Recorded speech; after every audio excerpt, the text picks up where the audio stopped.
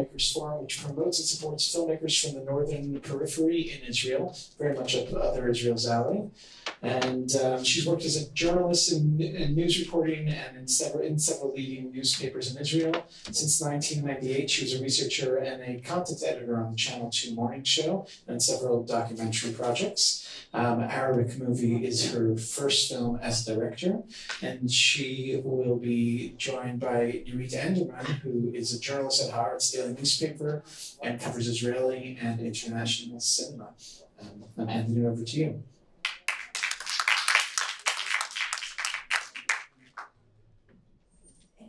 Okay, I think the first thing I would like to ask you, it's your first film. I'm interested, how come did you decide to make your first film on that subject? What was it about? What was about it that made you interested in the Arabic film? I was raised in a kibbutz, but my grandmother was Moroccan Jew, and my family, my grandmother and grandfather came to the kibbutz in quite a strange way. You know that Moroccan Jews were subject to some kind of selection while immigrating to Israel, and old age and sick people were not allowed to come. So my grandfather was sick, and he wasn't allowed to come to Israel, but luckily he had one of his daughters in the kibbutz already. So the kibbutz gave the government of Israel a letter which says we will be responsible for this family. And so my grandmother and my grandfather came to this kibbutz, and that's the way I saw these films, because in kibbutzim, as you know, the culture of Mizrahi Jews was not so popular, let's say it like this. And it was just by chance that I saw these films with my grandmother. So when I met Eyal in one of the documentary projects that we were both involved. Maybe we should say that Eyal is Eyal Bizawi that directed the film with him. Of course, and he's the hero of the film. Okay. That's taken for granted. And I met him in one of in a production that we were involved, and he told me about his research on Jews in Egyptian cinema, and he said these are the films of Friday nights. And of course, when he said that, like every other Israeli, I had something to tell him about this, and we started to talk. And I told him, yeah, we must do a film about this phenomenon, because it's so strange. It's not so. At the time that this was very popular in Israel, we were also fighting at the borders. So on the research, we found that on the Yom Kippur War, there was soldiers, the fathers and sons were at the borders fighting, while at home, the women and children watched the Arabic film. So we said, well, yeah, we have to do it, but it took us like 6 years to do it. Until this film came out. We were not really sure how to do it, who will be who will lead the film, and since Eyal is Arabic speaker, his family came from Egypt, and is involved in this subject so deeply. I told him he must lead the film. It wasn't very easy to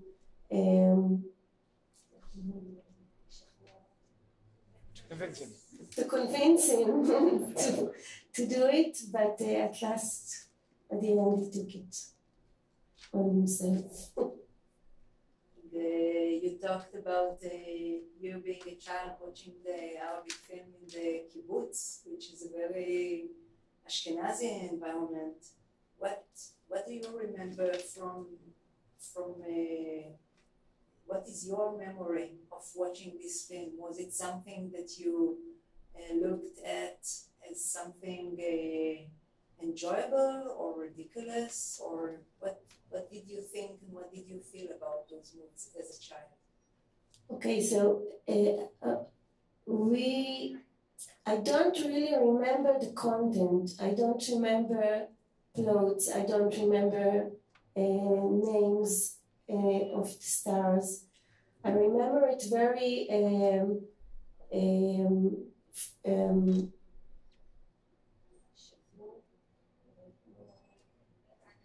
fragmented, okay?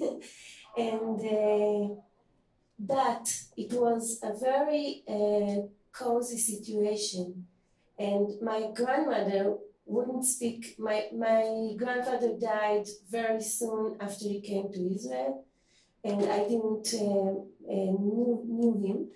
But my grandmother, she didn't speak any Hebrew, and so it was like a very cozy situation where you sit with your grandmother and see something that make her that moves her, and that's what I remember. I don't remember the movies. I remember the situation where we came. We were like 3 cousins, and we came every Friday night to her place where she lived. It was a small room, and she used to make us special food for this situation, and that's what I remember. I don't remember the feelings. So it's also one of the reasons that I thought Eyal must lead this film, because he knows so much about it. He can put together all the fragments of the film, the personal story, the more large story, and also some knowledge about the films themselves, about the Egyptian cinema, that we don't know nothing about it. No one teach it in schools, in universities, but there is a large industry. At the time that we speak about, it was the 3rd large industry in the world, after Hollywood and Bollywood. So nobody knows anything about it, and I think one of our goals was to bring some knowledge to the people about what is this Arabic movies of Friday night.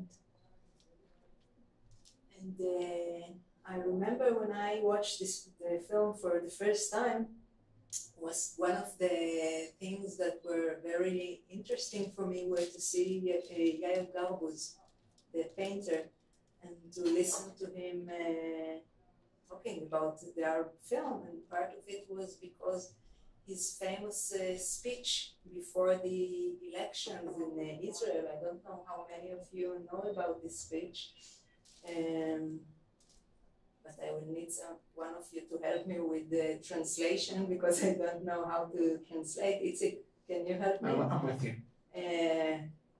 Test me. To say that in this speech, Yair Garbuz talked about מנשגח מאות, והאלה שנשכבים על קברי צדיקים. Who kiss the signs of the holy rabbis of Israel, like who kiss their rings and will lie down metaphorically and sometimes actually not metaphorically on ambulance on the graves of righteous people, and that phenomenon in Israel. And that speech he actually talked about, or people understood that he talked against Mizrahi Jews and their being superstitious, and thought that this speech was one of the main reasons for the big shift of voters in the few days before the elections that eventually ended with the victory of Bibi Netanyahu. And it was interesting in the context of this film because he is looking at those films with his wife and talks about them from a place which is both elitistic and both that he has positive feelings. But it moves him. Yeah. It is. Yeah. But I wanted to ask you if you see a connection between the things he says in the film about the films and the things that he said in his speech in Kikar Rabin before the election. Do you see anything in common? I think the attitude is the same because when he says these are the potatoes of the cinema, it's just the same as making comments about people who are religious and the kiss mezuzot. So I think it's the same attitude. But I must tell you that we filmed him long time, maybe 2 years before he came up with this speech. And the reason we decided to interview him was that he did this work of art, that video art, where he films his wife watching the Arabic movie. And he said, and he gave us all the reasoning why, because it's like a portrait. But we heard that we started it because we were looking for some 8 millimeters material of people watching Arabic movie, and then somebody told us there is this work of art, of video art by Yair Garbuz, and so we came there and we interviewed them much long time before this film was released. I think also the film was released in a time where the conversation in Israel about Mizrahi Jews and the let's say the racial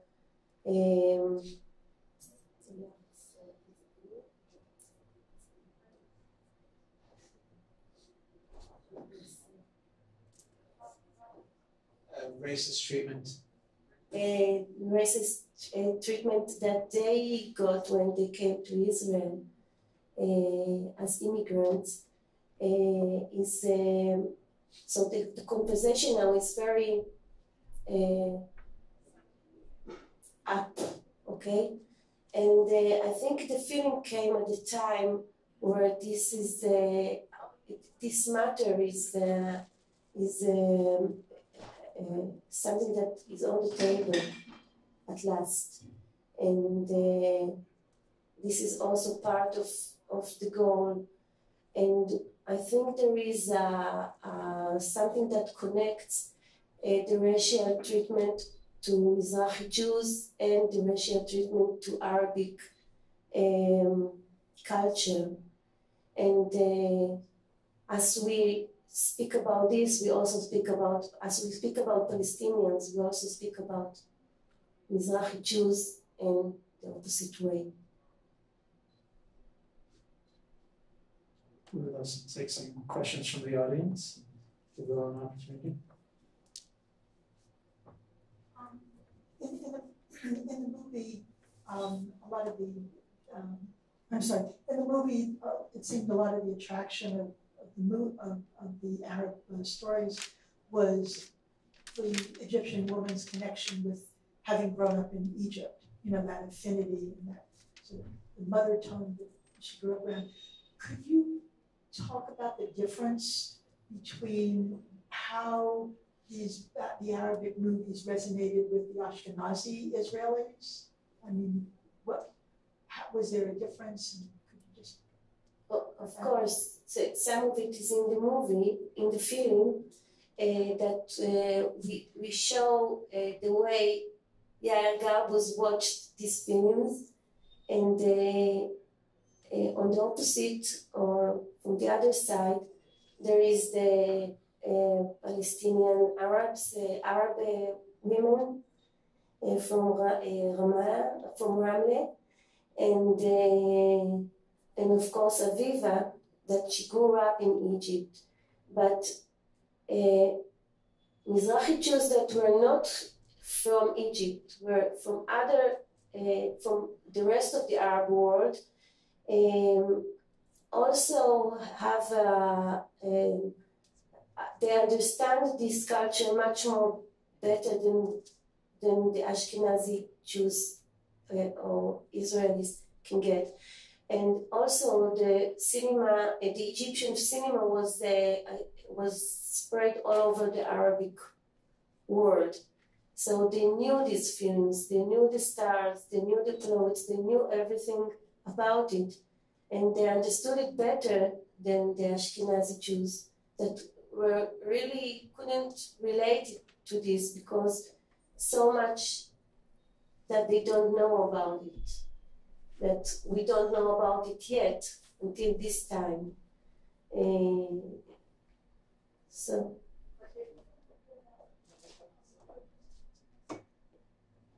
Do you think that as a result of this film, you might try to have a screening series or put some of these films into a theater in Israel or somewhere else and actually see the real Egyptian films full length? Okay, so most of the people who want to see these films watch it on YouTube or on the channels, satellite channels and so on. There's also a problem of the royalties. As you know, there is a boycott, or as you don't know, Egypt is boycotting Israel, and the boycott is quite hermetic. And also, it's very, very hard and difficult to film in Egypt, and it's impossible to interview Egyptian film stars, movie stars, because of the boycott. And everyone who is taking part in Israeli production can lose his license to work, can get many condemnation and so on. So it's not so easy. But there was some trials to put on films in theater, but it's very hard to do it in a legal way.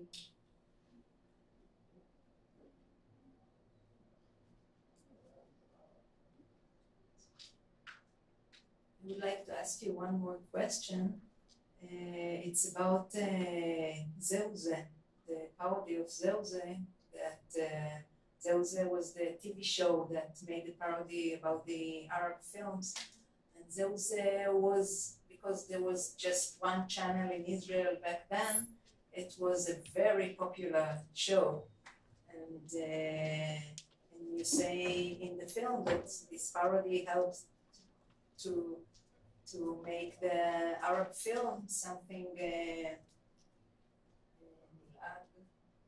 ridiculous. Ridiculous, yeah.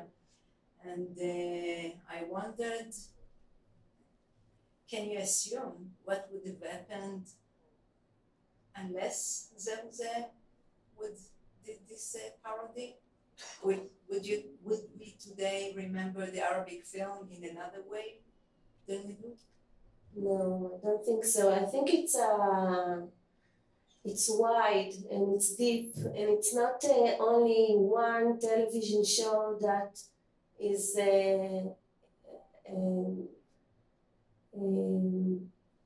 doing the whole process. But since it was so popular, it just helped to because when you ask people about Arabic movies of Friday night, mostly they remember the parody, and they always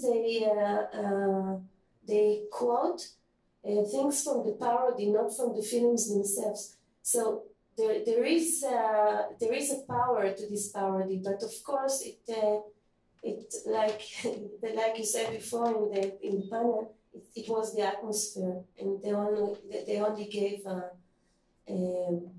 way to the atmosphere to be pronounced. We're going to do one more question, and the movie will not start without us downstairs.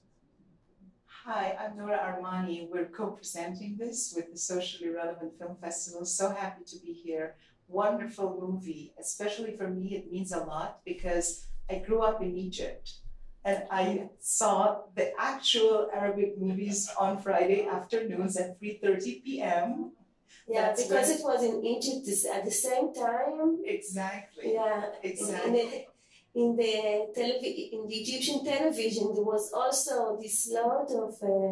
Right. So it was very interesting to see from the other side, from the other point of view. And of course, growing up, we had a lot of Egyptian Jewish friends, and then when they immigrated, and it's interesting to see what happened and how they were still feeling so nostalgic. The most powerful part was when she's identifying with the Kalsoum song, and she remembers her son. And then you remember, you say, oh my God, it's the same thing. Everybody has lost a son on either side. And how long has this to go on? And how many mothers have to lose sons? When is peace coming? We can have a movie that unites these people, but we need something that in real life it happens. So that's my wish. Thank you. And thank you all very much. Thank you to Nirit and to Sara.